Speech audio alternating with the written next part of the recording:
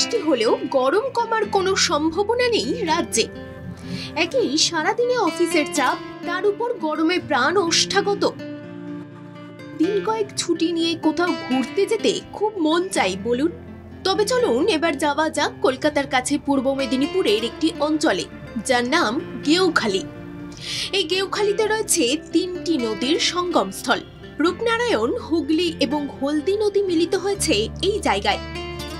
এখানে যেতে গেলে আপনাকে হাওড়া থেকে লোকাল ট্রেন ধরে পৌঁছে যেতে হবে সতীশ সামন্ত হল্ট স্টেশন। তারপর টোটো করে যেতে হবে গেউখালীর ত্রিবেণী সঙ্গমে। ত্রিবেণী সঙ্গমে আসলে দেখবেন 3টি নদী নিজের মতো গতিপথে বয়ে চলেছে সুন্দরভাবে।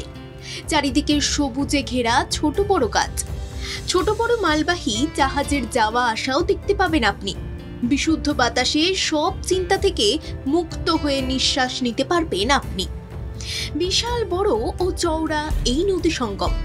গেউখালীতে যে ফেরিঘাট রয়েছে সেখান থেকে যাওয়া যায় নূরপুর এবং গাদিয়ারা।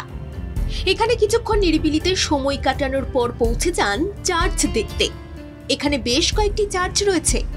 ব্রিটিশরা একদা এখানে এসে বসবাস করতেন, সেই কারণে এখানে একটি নয় বেশ কয়েকটি চার্চ রয়েছে। বছরের পর বছর ধরে এই চার্চগুলি নিজেদের ঐতিহ্য বহন করে চলেছে।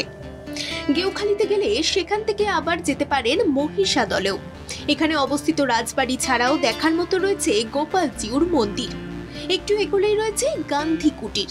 এছাড়াও মাওয়াকি ফরেস্ট থেকে শুরু করে মহিষাদলের রথতলা থেকেও ঘুরে আসতে পারবেন আপনি।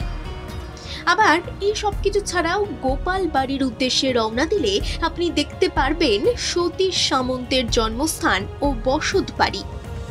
এখানে থাকার জায়গাও রয়েছে, রয়েছে guest house.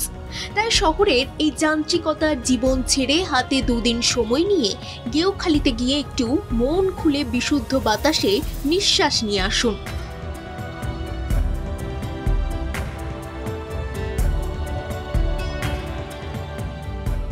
Bureau report, Bangla জাগো।